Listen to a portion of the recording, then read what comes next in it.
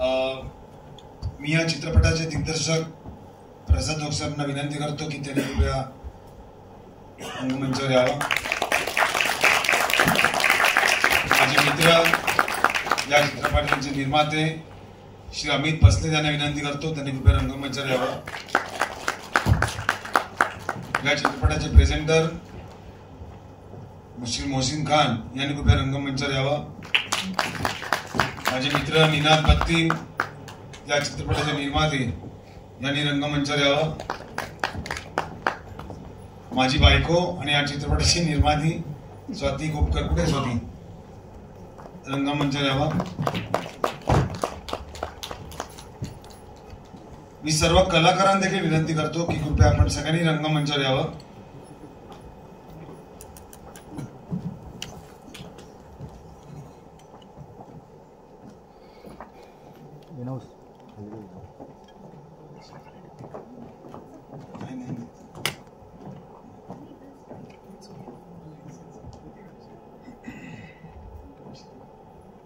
वडापाव चित्रपट बनवताना किंवा बनवल्याच्या नंतर प्रमोशन करताना फक्त सतत वडापाव वडापाव वडापाव आणि त्याचं कौतुक करत बसायचं, हे असं न करता प्रसाद सरांची इच्छा होती की ज्यांनी खरोखर आपलं आयुष्य वडापावसाठी वेचलंय, वाहिलंय, दिलंय, अशा लोकांच्या उपस्थितीमध्ये या चित्रपटाचा ट्रेलर लॉन्च झाला पाहिजे.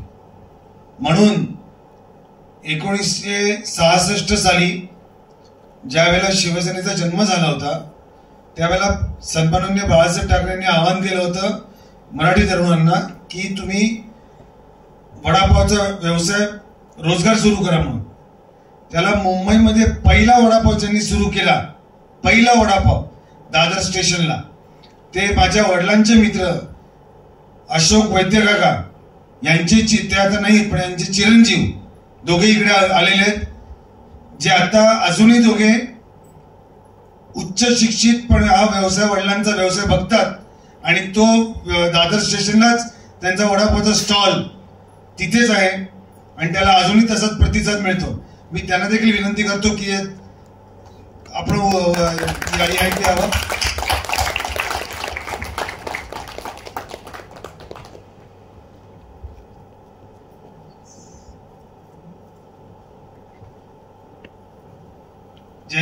ज्या वडापावची ओळख मुंबईत नव्हे, महाराष्ट्रात नव्हे, संपूर्ण जगभरात आहेत.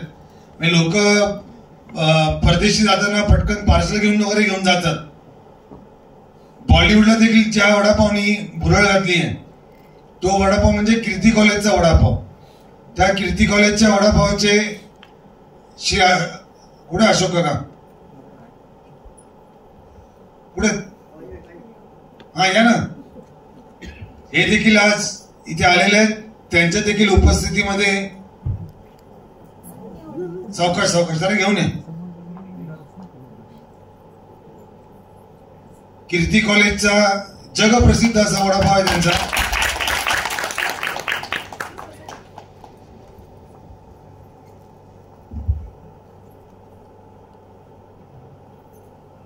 आता मी माझे मित्र